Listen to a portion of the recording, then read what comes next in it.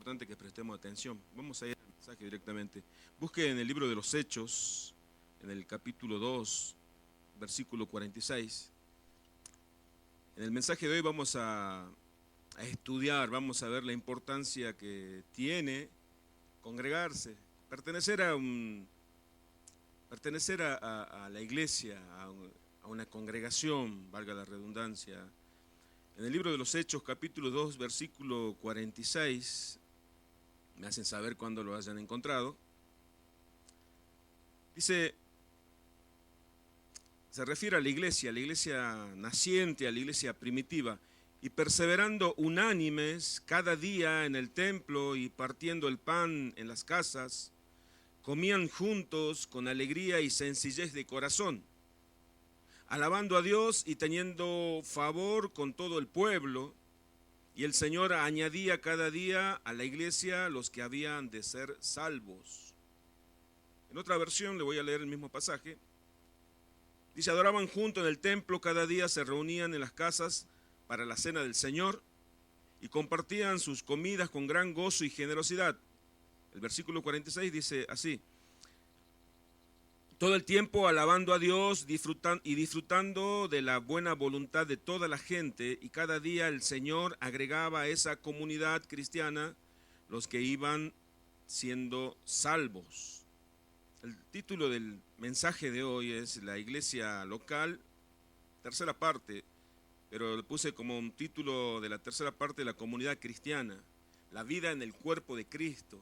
O sea, en otras palabras, yo quiero que ustedes de acá salgan convencidos, persuadidos por la palabra de Dios y por el Espíritu Santo, no por palabra de hombre, la importancia que tiene que usted haya venido hoy a este lugar a escuchar un mensaje. La importancia que tiene que usted pertenezca a una congregación. Y perseveraban unánimes, juntos, un solo ánimo, los hermanos de aquella primera iglesia. Desafortunadamente, las actitudes dañosas que afectan la sociedad también afectan el pensamiento de los cristianos. Nosotros vivimos en una comunidad, vivimos en una sociedad. Sabemos que vivimos en un mundo de maldad. Pareciera ser que se desconoce la importancia de la comunión con los hermanos. Pareciera ser que a veces nosotros pensamos, y digo nosotros porque yo quiero incluirme con usted también, que no tiene tanta importancia tener comunión con los hermanos. Pareciera ser que a veces lo único que nos interesa es ser salvos y tener una relación correcta con Dios. A veces da la impresión que no son importantes para nosotros las relaciones con otros cristianos. A veces damos a entender que claramente no deseamos envolvernos íntimamente con otros miembros de la congregación, de la comunidad. Y hay motivos y hay excusas como para hacer valederos esos argumentos. Yo he escuchado en este corto tiempo, casi 10 años que estoy pastoreando, que muchos me dijeron, no, lo que pasa es que yo no quiero tener problemas con nadie en la iglesia. Solamente les saludo y nada más. No, lo que pasa es que ya tuve problemas en otra iglesia con los hermanos. Dice la Biblia que no nos cansemos de hacer el bien, porque a su tiempo vamos a cosechar. Y aplicamos ese pasaje para derribar esos argumentos que nos dicen que no es bueno tener tanta comunión con los hermanos. ¿Pero por qué no es bueno? Primeramente porque la Biblia dice que somos un cuerpo. Fíjese qué figura usa la palabra de Dios para enseñarnos en la unidad que debemos tener un cuerpo. Sabemos que nosotros tenemos un cuerpo y todos los miembros están conectados, ligados unos a otros. La palabra de Dios dice, si quieren buscar, podemos buscar en Romanos capítulo 12, vamos a ir a la palabra para que veamos y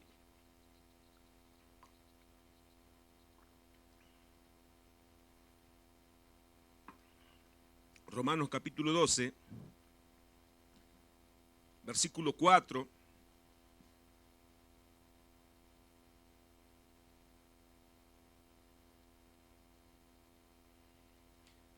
Me hace saber cuando lo hayan encontrado, por favor. Porque de la manera que en un cuerpo tenemos muchos miembros, pero no todos los miembros tienen la misma función, así nosotros siendo muchos somos un cuerpo en Cristo. Y todos miembros de los otros, y todos miembros los unos de los otros. Romanos capítulo 12, versículo 4 y 5. Los unos de los otros, y resalto nuevamente, la Biblia en el Nuevo Testamento, digo el Nuevo Testamento porque en el Nuevo Testamento Dios ha dado a conocer ese gran misterio que es la iglesia. Dios comenzó con un hombre, después una familia, con Noé, después un pueblo que lo inició con Abraham, el pueblo de Israel, hasta llegar a la culminación del plan divino, la iglesia. La iglesia que está sobre un pacto eterno, un reino inamovible y eterno, sempiterno, dice Apocalipsis. O sea, no hay nada más después de la iglesia, porque la iglesia fue fundamentada en la sangre del cuerpo de Cristo. Por eso,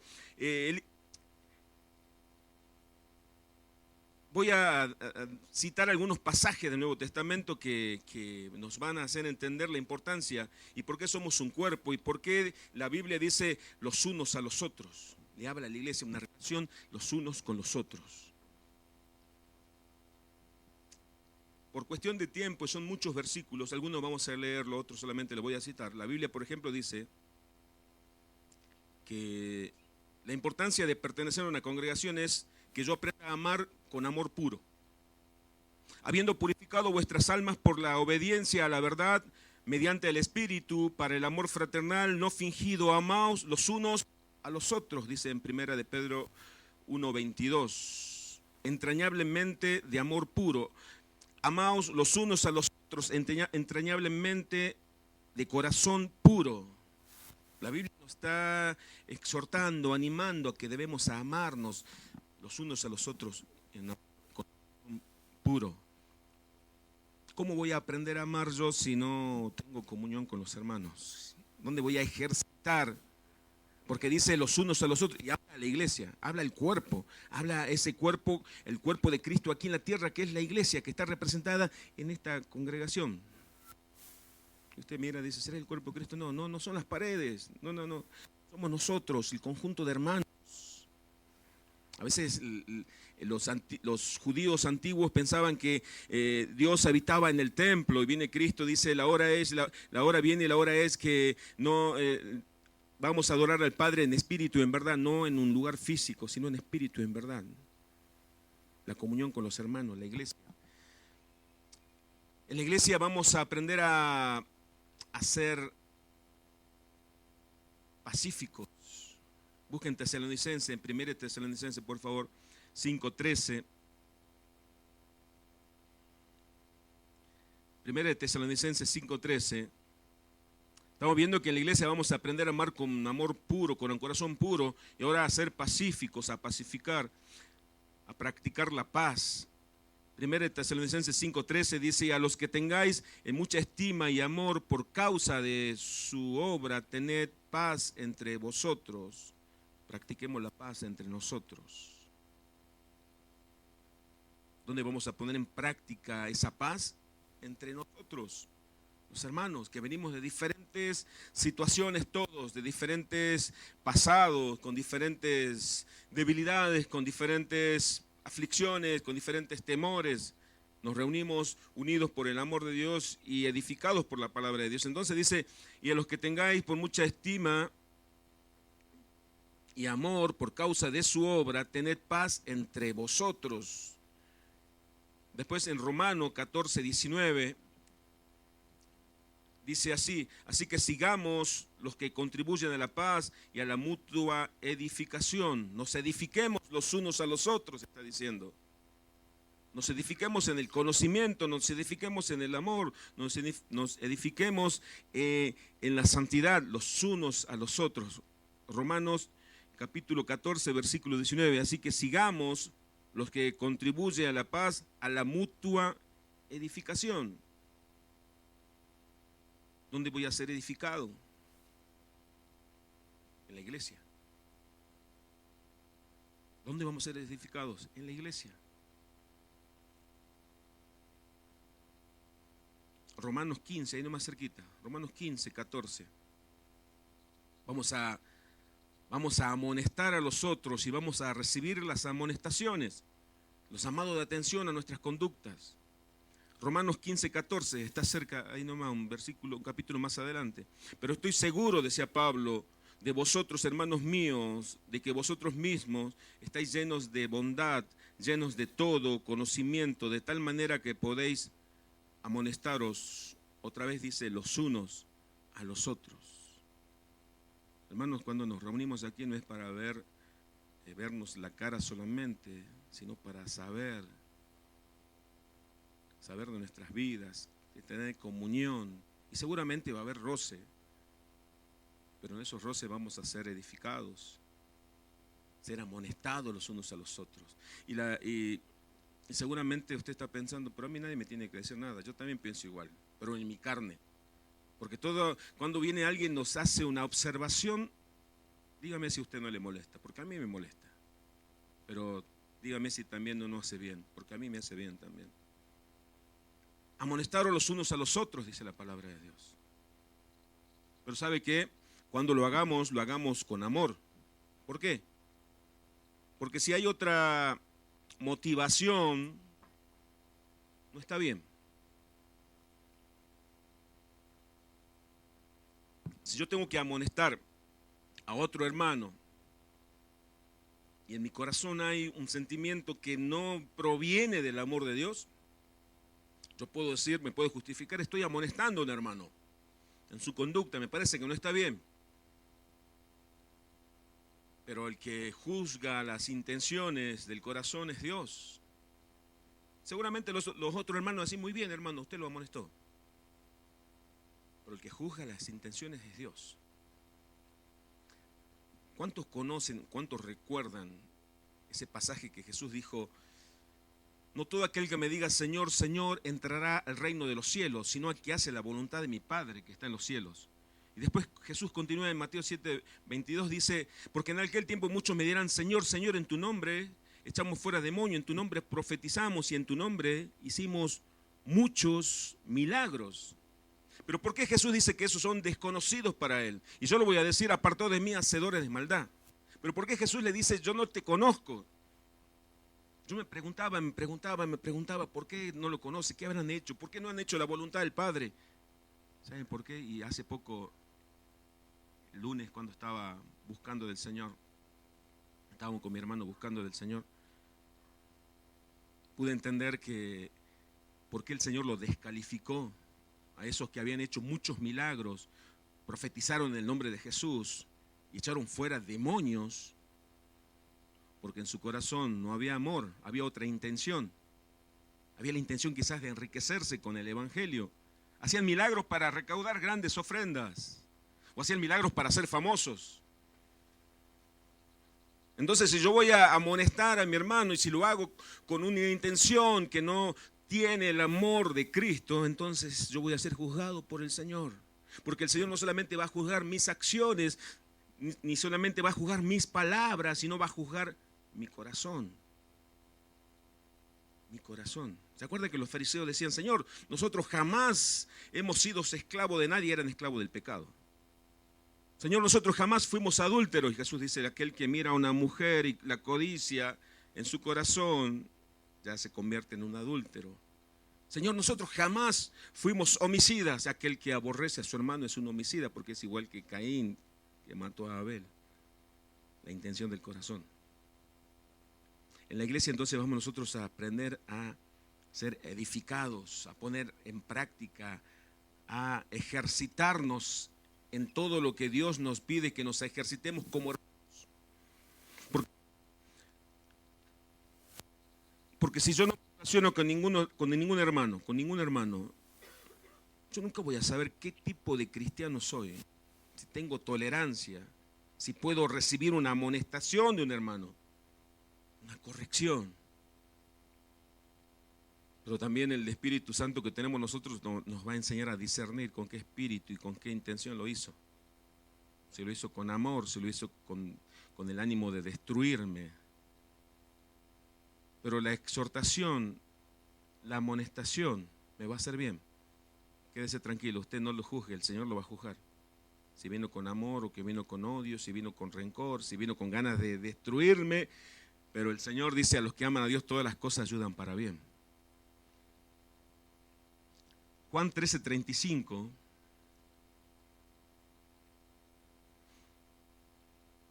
En la congregación voy a aprender a amar. Vamos a aprender a amar. Juan 13:35. Jesús dijo: en esto conocerán todos lo que sois mis discípulos, si tuviereis amor los unos con los otros. En esto, Juan 13:35, repito, en esto conocerán todos que sois mis discípulos, si tuviereis amor los unos con los otros. El amor los unos con los otros.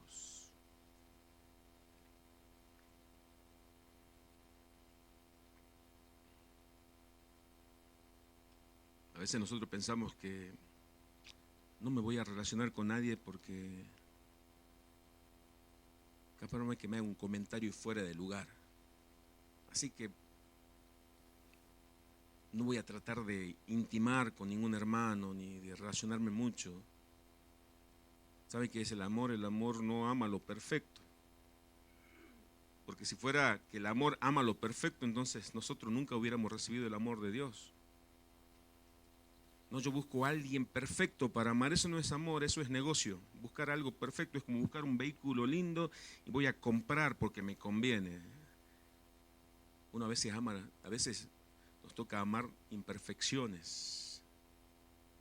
Dios nos amó cuando nosotros dice que éramos pecadores. Y seguimos pecando y Dios nos sigue amando. Por eso el Señor nos manda a amar aún a los enemigos. Por eso la Escritura dice: mujeres, sujétense a sus maridos. Ah, pero usted no conoce a mi marido, pastor. Y yo le tengo que decir: el Señor dijo que amemos aún a los enemigos. Y no creo que su marido sea su enemigo. No nos deja lugar para no amar. Porque Cristo, cuando estaba siendo crucificado, que dijo: Padre, perdónalos, no saben lo que hacen. De ahí entonces tenemos nosotros una vara muy alta del amor. No, yo no amo. ¿Sabe por qué no amo? Porque no me trata bien. Vamos a practicar el amor. ¿Cómo hizo Jesús para soportar a un traidor? Porque Jesús sabía que Judas era el traidor. Jesús no fingió, no fue hipócrita, sino que lo amó. No, ¿vos sabés por qué no lo amo? Porque yo sé cómo es él. Y Jesús nos deja una enseñanza. Él amó a Judas. Y él sabía que lo iba a traicionar. Pero lo amó.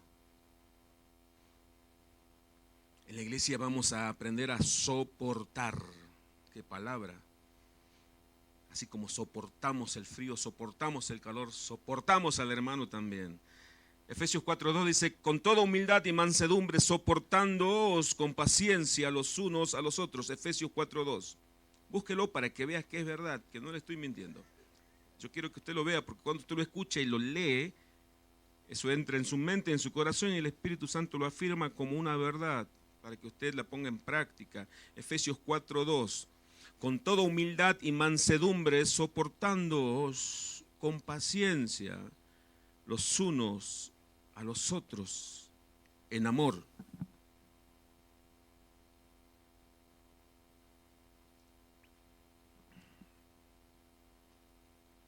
Dice así, ¿verdad? Paciencia es saber soportar justamente el dolor, la angustia. Con toda humildad, voy a repetir, y mansedumbre, soportándoos con paciencia los unos a los otros en amor. La palabra de Dios va derribando cada argumento que nosotros vamos poniendo, cada excusa, ¿no? No soporto a los cristianos, son hipócritas todos, yo soy un cristiano diferente. Soportar con paciencia, así como Cristo te soporta.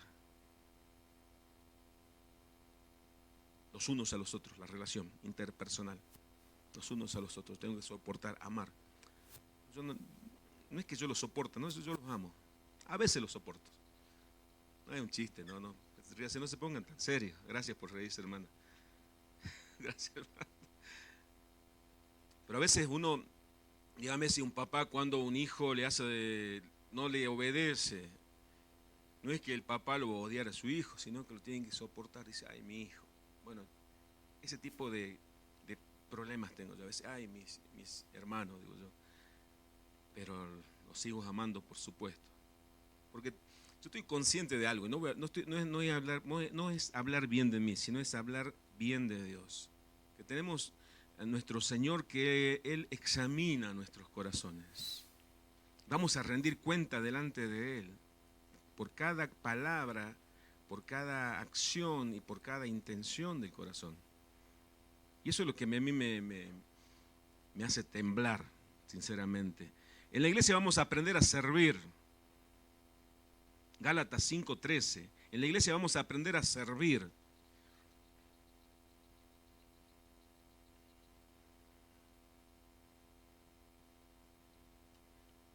Dice así, porque vosotros, hermanos, a libertad fuisteis llamados, solamente que no uséis la libertad como ocasión para la carne, sino servíos por amor los unos a los otros. Gálatas 5:13 dice, tenemos que servir con amor, por amor los unos a los otros. Y ya vamos, ¿sabe cuántas veces yo encontré muchísimos versículos, pasajes en el Nuevo Testamento, los unos a los otros? Enseñanza, ¿no? Las cartas para enseñar a las iglesias los unos a los otros. Solamente escogí 9 por cuestión de tiempo y comodidad. En la iglesia vamos a aprender a servir por amor los unos a los otros. Gálatas 6:2. En la iglesia vamos a aprender a compartir nuestras cargas. Cuando decimos orá por mí, oren por mí. Gálatas 6:2.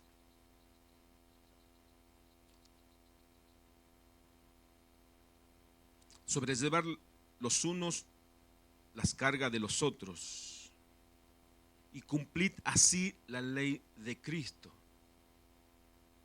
Sobrellevad los unos la carga de los otros y cumplid así la ley de Cristo.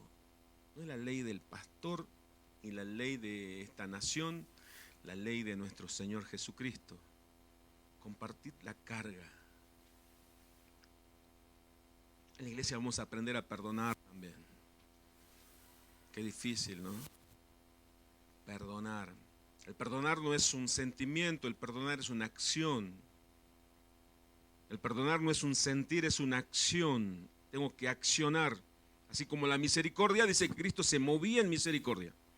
La misericordia, el amor a Cristo no le permitía quedarse quieto, sino accionar. El perdón también, el perdón es accionar el perdón. No siento, andá y pedí perdón.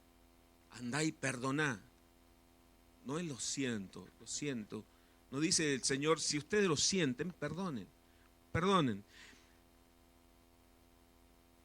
Efesios 4:32.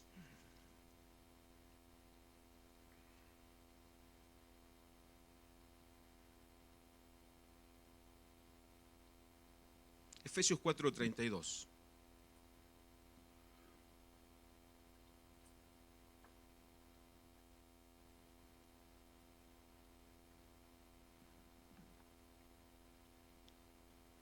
Antes sed benignos unos con otros, misericordiosos, perdonándoos unos a otros, como Dios también os perdonó a vosotros en Cristo. En la iglesia vamos a aprender a practicar el perdón, primero entre nosotros. Estos consejos, estas cartas, la de Gálatas, la de Efesios, Pedro, Romanos, eran cartas que escribió Pablo, escribió Pedro, con la intención de que sea leída en las iglesias, en las congregaciones, iglesias locales, para corregir la conducta, cómo debemos nosotros vivir en el cuerpo de Cristo. Porque el Señor sabe que somos diferentes, y si somos diferentes va a haber roce, pero en ese roce vamos a ser perfeccionados. Porque no se trata solamente de estudiar la palabra, que está perfecto, está muy bien, y es lo primero que debemos hacer, Porque después vamos a ponerla en práctica, primero acá en la comunidad, para después ponerla en práctica en la calle. Vamos a aprender a perdonar, a compartir las cargas, a servir, a soportar, a someternos los unos a los otros. Someternos quiere decir no considerarme superior a nadie. Dice la Biblia que tengo que considerar a mi hermano, a mi hermana como superior a mí. Yo puedo aprender de cualquiera de ustedes. No porque esté aquí quiere decir que yo sé más que ustedes, sino que Dios me puso en esta posición como una responsabilidad que yo voy a rendir cuenta por cada uno de ustedes. Y oré cada día por cada uno de ustedes. Si me preocupé por la vida de cada uno de ustedes, si les enseñé bien la palabra de Dios. Acá en la iglesia vamos a aprender a amonestar, a recibir amonestaciones, pero también a amonestar a los hermanos, a ser edificados en el amor, a ser edificados en la paz, a ser edificados en amar con un amor sincero y puro, porque somos un cuerpo. Busque Juan capítulo 13, por favor. Ya estoy concluyendo el mensaje, no es largo el mensaje de hoy.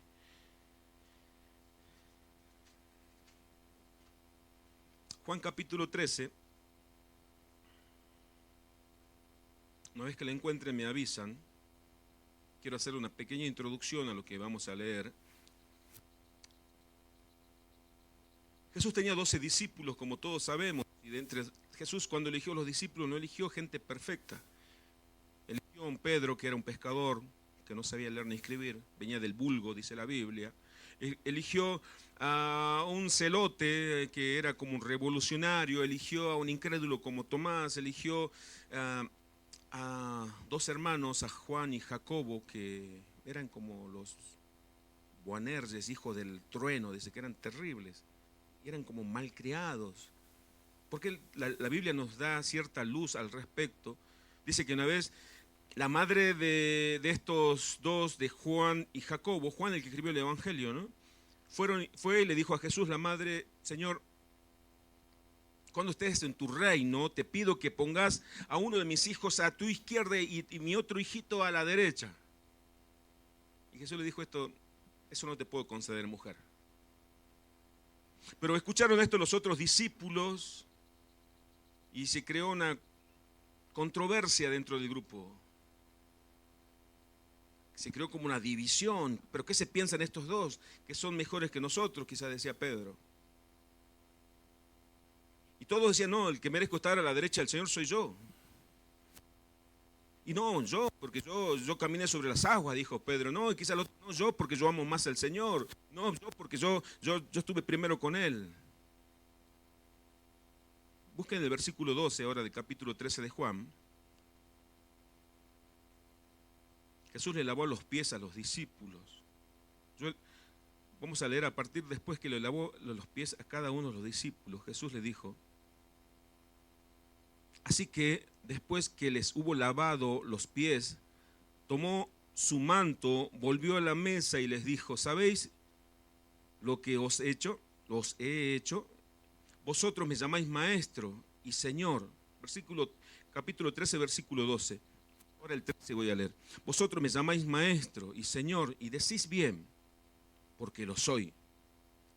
El 14 dice: pues si yo, el Señor y el Maestro, he lavado vuestros pies, vosotros también debéis lavaros los pies los unos a los otros. Porque ejemplo os he dado, para que como yo os he hecho, vosotros también hagáis. Acá el Señor dijo: los unos a los otros también. El Señor terminó con esos aires de soberbia de los discípulos cuando el mismo Maestro y Señor tomó un fuentón, palangana, el toallón, y comenzó a lavar los pies de cada uno de los discípulos. Pedro: Señor, no te voy a permitir. Si no me permitís, no tendrás entrada en el reino, le dijo el Señor a Pedro. Pero ¿por qué el Señor lavó los pies? Les dio una clase magistral de humildad, pero no con palabras, sino con hechos. El Maestro, el Señor, el Creador de los cielos y de la tierra, lavó los pies de los discípulos. Porque dijo Jesús, mayor es el que sirve que aquel que es servido. Con esta actitud el Señor nos llama a cada uno de nosotros a no creernos superiores a nadie. Si yo sé más, dice la Biblia, tengo que enseñar al que no sabe. Si yo soy más espiritual, tengo que guiar a mi hermano a ser espiritual como lo soy yo. Si yo veo que un hermano peca, no tengo que criticarlo ni matarlo, porque yo mañana puedo estar en la misma situación que él. Pero todo eso aprendemos acá en la comunidad cristiana. Estos grupos de imperfectos, perdonados, pecadores perdonados, lavados por la sangre del Cordero. Estar juntos los unos con los otros en el cuerpo de Cristo.